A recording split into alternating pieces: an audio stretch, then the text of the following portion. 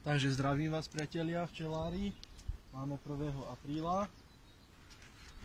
Ukončil som už podnecovanie so sirupom a dávam teraz takéto podnecovacie cesto Vernalis B-Start s pridávkom Hive Alive a kvasníc inaktivovaných a tak ďalej. Hlásia na zajtra ochladenie, takže budú mať včely vlastne stály prísun jak proteínov, tak glicidových zásob.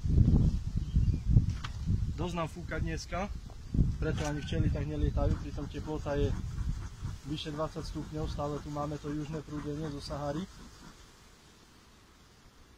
Takže takto mám otvorenú tú placku, som si ju takto rozťahol, aby bola tenšia. Troška ešte zadýmim včely, aby vošli dnu.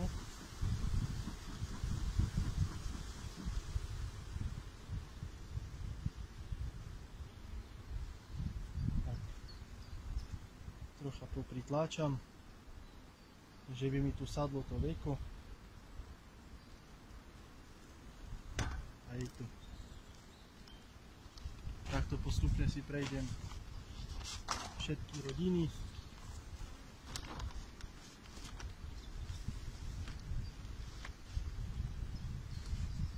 Takto som si urobil koberec na vrch, na fóliu. Jednak ako izolačnú vrstvu a jednak mi to nebere teraz vietor tú fóliu, keď zakrývam úl.